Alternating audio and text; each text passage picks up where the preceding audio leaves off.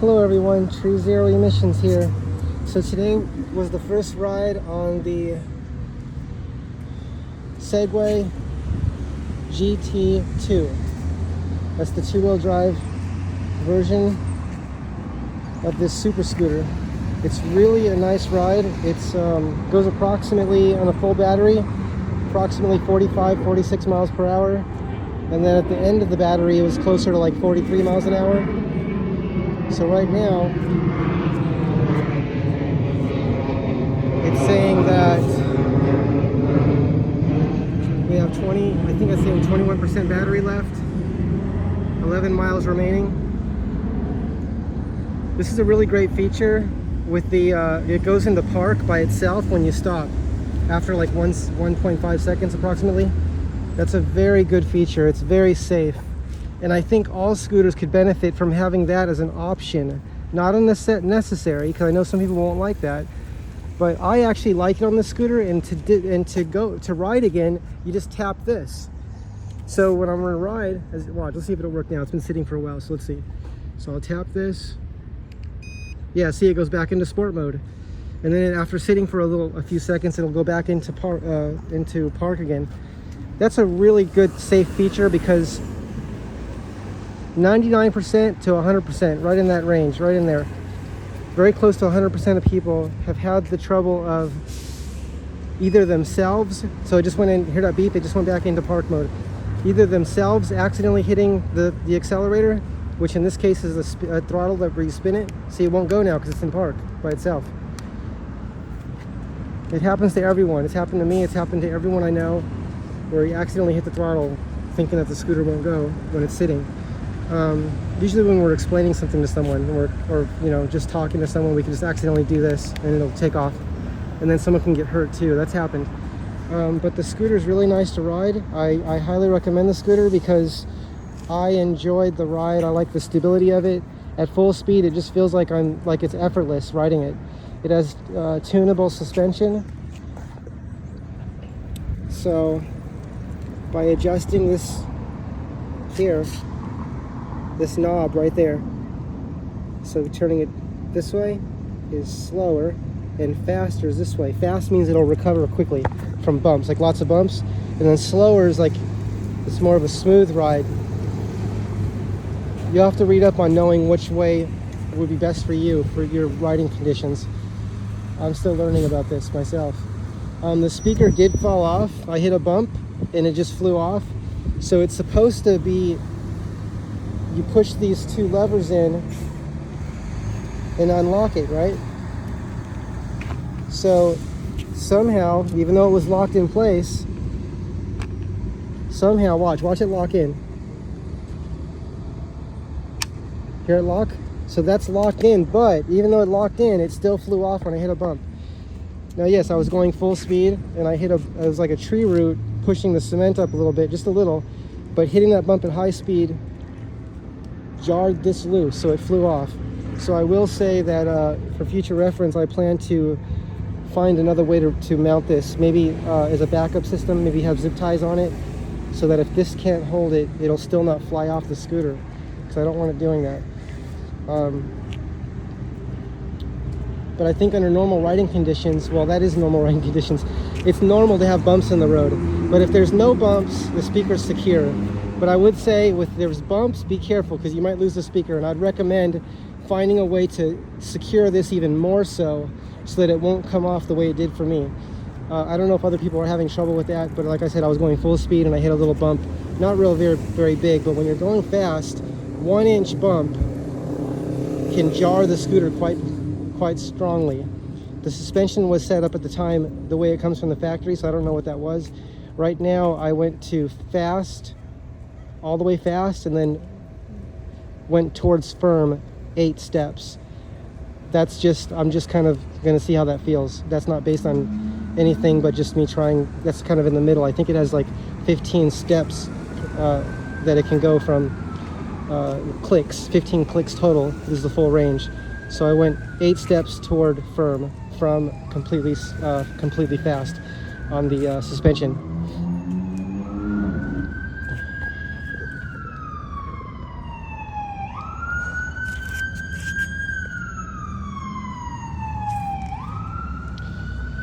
Okay, so I'm wearing a helmet, as you can see. I bought that on Amazon. Which helmet is this? I don't know which helmet it is. Let's see if I can.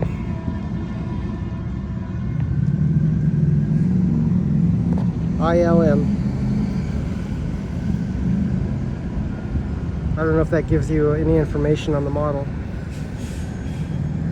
If that can help you look it up. The light was added later. This light was added. The light is by Break Free. That's the company that makes the light.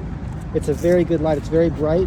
And when you stop, I think it has what's called a gyro in it, or gyro effect, which is when you stop, the brake light knows it and it turns brighter just by feeling the, if I call it the pressure of slowing down. It senses that. There's a sensor in it somehow, and it knows when I'm slowing down, and it brightens up. So it's really good. I'm wearing this jacket that has the arm pads in it. I don't know who makes the jacket, but I'm pretty sure it's a motorcycle jacket for street bikes. Okay, everyone, so just sharing my experience with the scooter. It's a very nice ride. It looks like we're going to have gone, how many miles have we gone? Oh, I'd have to look in the app to see how many miles I went. Oh, it's when I finish the ride, it'll be a total of 24 miles, because it was 12 miles where I went, and now I'm probably like 3/4 of the way finished with that ride right now. But I was riding it on the fastest speed, on sport or on race. I was on those two. And I don't know what the difference is between the two. Well, it says right there that it's disabling, SDTC is off. That might be traction control. So when it's on race, traction control is turned off. I've been running it with the traction control on, I guess, by having it on sport, so that there's less tire spin and more traction, so I can deliver more power to the ground. Oh, I did learn that when I first started riding the scooter, I noticed that the electronic braking is not activating. It's not turning on. So I spoke with Segway, and they said that they were using, if I understood correctly, you have to confirm for yourself. They said they were using the electronic braking for a few months, if I understood correctly, and then they stopped. And I don't know, I didn't understand the reason they stopped using the electronic braking, because we all know that all the high-end scooters, as far as I know, the high-end scooters, all the Dualtrons, as far as I know, and just all the scooters that I've had, all my favorite scooters have electronic braking, and I love being able to adjust the strength of that. This one was described as being able to just slowing down, letting off the accelerator. It was a setting where you can let off the accelerator and it would slow the scooter down. Like, I think you call it one-hand driving, not one-hand driving. In cars, they call it one-pedal driving. It's where you use the accelerator to go, and like the BMW i3, look into that car, how the regen braking works, the electronic braking works. I think they call it one-pedal driving. It's where you don't have to use the brake pedal. You just accelerate, and then you let off. When you let off the pedal, the car slows down. That's the brakes when you let off. Now, that takes getting used to. Not everyone likes that, but I happen to absolutely love that.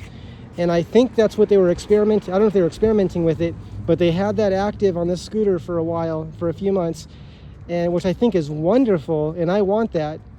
And I don't know if they're planning to come back with that, but let me say this. Electrical engineering and mechanical engineering, anything is possible, and you have to voice what you want. If you want this to have that kind of system, and you want it to be adjustable in the app, and you want to also be able to turn it off, those are choices. You don't have to use it where it just uses the mechanical brakes only, no electronic brakes at all, or gives you the option to use that. That's what I like. I would say voice your interests and the things you want on your scooters, on your Segway scooter, especially the GT1 and GT2, voice that need or want, if you want that, to Segway. I would say call them and let them know. I let them know that that's something I like very much, and I hope that they can bring that back better than ever, meaning I like when it's really, really strong.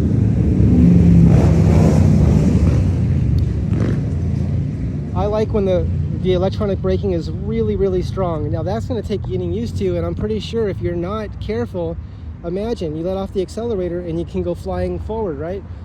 Now that happens already. People hit the brakes on scooters. I remember when I first rode the Dualtron Thunder, they said, don't even touch the front brake. Don't even touch it, they said, when I test rode it. This is like 5 years ago. It's many years ago. I said, okay, why? They said, because people fly over the handlebars, they crash. Now, they didn't tell me to not ride the scooter. They didn't turn down the brakes. They couldn't. I mean, I think it was just even the mechanical brakes, not even the electric brakes. The mechanical brakes were so good at that time that you just touch the brake and you go flying forward. I loved that, though. I knew it was something to get used to. I knew it was something that I would have to learn to anticipate and be ready for intuitively by practicing. And you know what?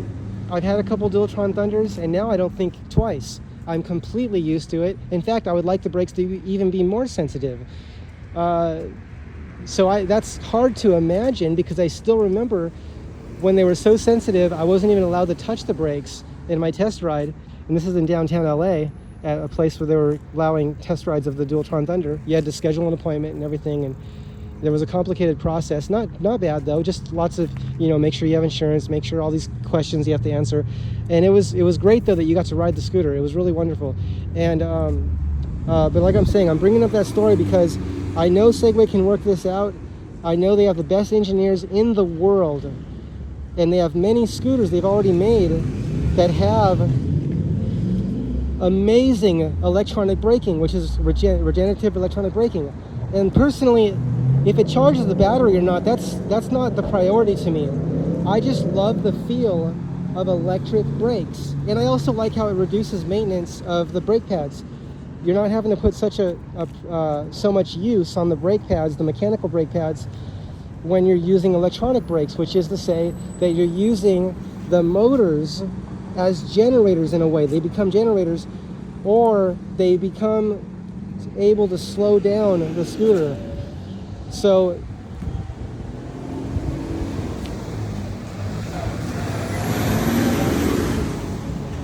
I want to say to Segway, my personal request is, please bring back the electronic regenerative braking better than ever. Make it adjustable, deliver the scooter with that turned off, I would say, right? Because people aren't going to be ready for that.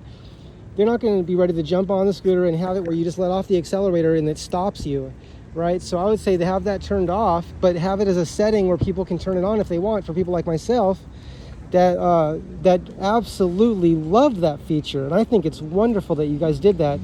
And my friend Cameron was just telling me that the one of the Teslas has that ability too. I don't know if they all do. Maybe they all have that ability, but I know he was saying one of them, a certain model, had the ability when you just let off the accelerator, it's a brake. It slows down just by letting off the accelerator. And I think they call it one pedal driving.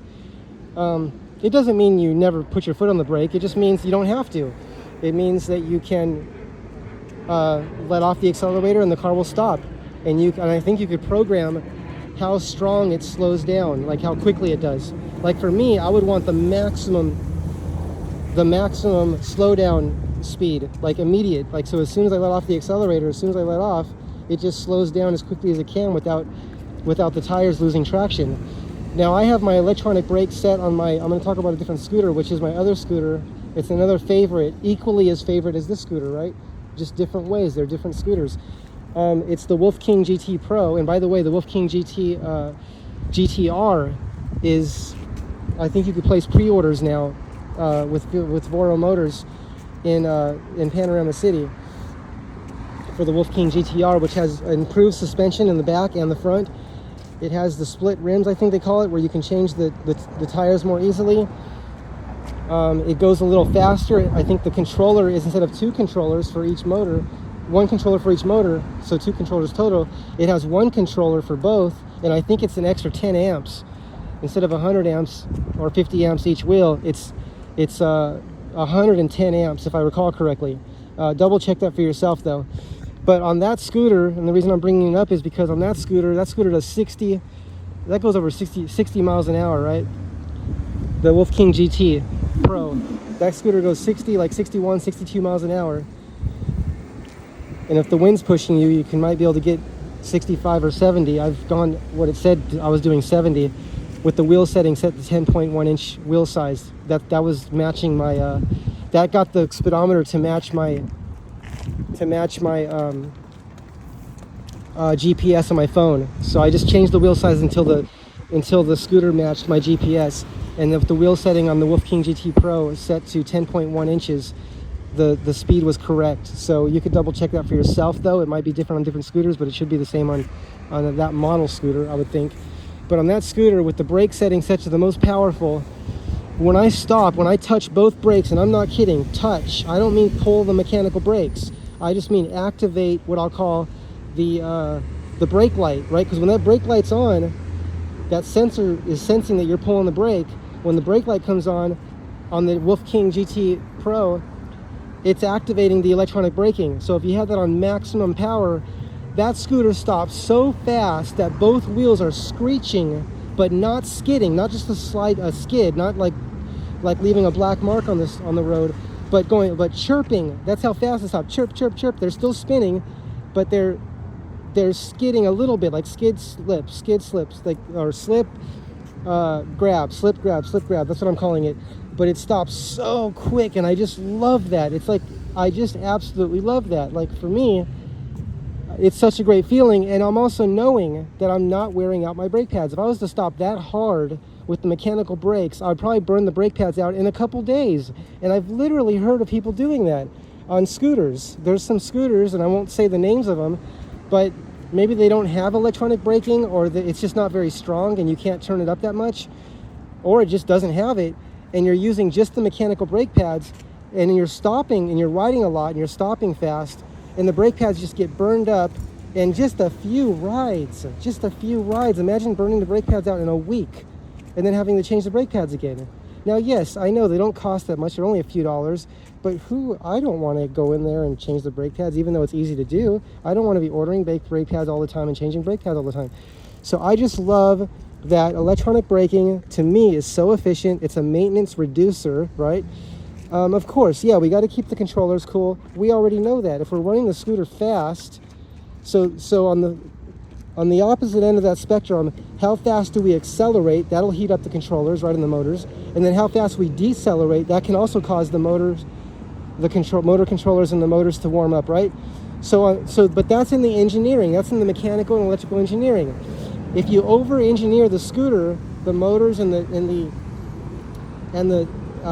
motors and the controllers and just the whole electrical system, and including using thicker wires for everything so that the vibration doesn't break the wires inside, right? I've had scooters do that. I've had wires where one wire is cracked, the wire is missing the connection in 5 places, going from the handlebars down to the controller. 5 breaks in the wire, and I fixed them. I could have just replaced the wire, but I wanted to see where it was breaking. So to me, it was like a research. You know, everything's research for me. I want to know what the scooter's doing and why. Okay? To me, that's making myself a better electrical and mechanical engineer, is study the why. Why? What do we need and how do we get there, right? What do we need it to do and how do we get there? That's how I was raised. I was raised around people that thought about these things, right? We're talking about NASA and JPL engineers. I spent every moment I could around the most brilliant, highly qualified engineers that I could be around, and we would just talk about everything, and I could ask all the questions I wanted. And I'll tell you something, I always thought I was going to drive people crazy, but they couldn't help but love that I had so much curiosity to learn and understand. So even if it was making their head hurt to answer my questions, they just loved that someone was so curious. And guess who they're looking at? They're looking at themselves, and they all told me that. They go, gosh, you remind me of myself. You know, and isn't that a good feeling? I mean, these guys are like building spaceships and building satellites and, you know, all this stuff they do, which is the full spectrum of electrical and mechanical engineering, the full spectrum. And they're saying that you know, they did the same exact thing or even more so when they were growing up, right? And we never stop growing up. We're always maturing more and more. And we're learning to mature as a world. That's one of the big projects that we're all doing together, is learning how to have that solution-oriented worldwide collaboration so we can stop fighting each other, right? Because now I'm getting this might sound like I'm getting off subject, but how are we going to ride our scooters if we don't have a world to ride them in? It's something to consider. Okay? Now I'm laughing, but it's not funny at all. We have to protect. We have to help each other protect each other. We have to all work together to find ways to work together, you know, all of us. We all know that, and we're trying to find ways to think about that together. And we have to do it. That begins by sharing our desire for that, right? And we find out that we all have we all want something similar. We all want, right? We all want to be able to work together in harmony, not fighting, right? Because fighting is very inefficient. But working together in solution-oriented worldwide collaboration, that's high efficiency, because collaboration is like one of the best things we can do is work together. Okay, everyone, back to the scooter. So thank you, Segway, for making such a great scooter. I know I covered many different things, talking today about many things, but like I said, you know, if we keep building weapons, and they're building the bigger weapon and we're building the bigger weapon, and they keep going back and forth building the more deadly weapons, you see that bike path right there? How long do you think that'll be there? And how long do you think the people will be here? How long do you think you and I will be here if we all are just trying to find ways to more efficiently harm each other? No, that's not where efficiency should be placed. Efficiency is placed in efficiency of collaboration, efficiency of working together, efficiency of finding ways to not fight one another, okay?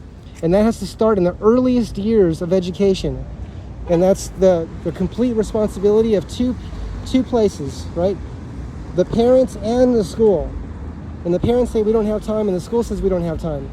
But really, there's nothing that could be more important, right? Than learning in the earliest years the value of life, the value of our individual life, and the value of others' lives, right? We have to learn to value our own life first, because we can't value someone else's life more than we value ourselves. That would be like, it just doesn't work that way. In fact, we can only value someone else in a way equal to what we value ourselves. So the more we learn to value our own life, and learn how valuable our own life is the more we can appreciate others and learn the value of their life, right? So that's how it works. And those two can happen at the same time. We can all work together on learning these things. Okay, everyone, I know we covered a lot of different things. Segway GT1, this is the limited edition model, so it has a little bit different paint. Okay? And it came with a speaker. But I really like this scooter, and I think Segway did a fantastic job with it. They did a great job. See, the scooter's still on. Let's see if it'll still let me switch over to ride it, even though it's been sitting this long. Yeah, see that? It's been sitting all this time, but I can just push this red button and it's ready to go. And then after a few seconds, it'll switch back into park mode again. Very good. This is excellent engineering. So my request is, Segway, please get that regenerative braking perfected, or get it, you know, let it be something that we can use again. There's many of us that want that feature, and for those that don't want it, it could be disabled in the app. And I recommend delivering the scooters with that disabled, and then letting people, if they want to, let them turn that on if they want, in varying degrees. So there's two different ways that the regenerative braking could work. One is only when you pull the brake. This is my thoughts on this, okay? As an electrical and mechanical engineer. My recommendation, my thoughts are, what I desire is the choice. One setting would be when you pull the brakes, it activates the electronic braking in an amount, a strength that is the preference of the rider. So it has to have a strength that is where it's absolutely maximum strength, where the scooter's slowing down so fast, both wheels are slowing down so fast that it's almost breaking the traction loose, right? Almost, but not totally. Then there's another one where it does that same thing by letting off the throttle. Just by letting off, it slows down automatically. Now that has to be a setting, that needs to be an advanced setting that is only activated, and there has to be liability releases and stuff in there probably. I mean, look, if you ride the scooter, I'm sure there's already release of liability situation, because the scooters, people can get hurt on them, and they do get hurt on them, right? It's like when someone buys a motorcycle, right? They're risking their life. When you buy a car, you're risking your life, right? Everything has different percentage of the chances of getting harmed. But when you start putting powerful regenerative braking on, and it's different, let's say it's like the BMW i3 where when you let off the throttle it slows down really quick. I think that's fantastic, and I think that's very important. And I'm going to say, please let us have that ability. Please let us have that feature. I know it had it before for a short time, and I don't know what exactly was happening that we lost that. And I know I'm repeating myself, but I'm going to keep repeating myself. I have 8,000 or 9,000 videos where I'm repeating myself. What do you think I'm talking about here? I'm going to keep repeating myself. I'm going to make 9,000 more videos where I just keep saying the same thing. But guess what? It'll be the same story in a new day. What do you think movies are? Movies are the same story being told over and over, but the lighting is different, the camera's different, the artists that tell the story are different, but it's the same story, right? It's in a new setting, it's with different light, different colors, different set decoration. We tell the same stories over and over and over in different ways. I want to thank Segway for making this great scooter. Okay, everyone, have a great day, and I'll repeat myself again soon. Take care. Bye-bye.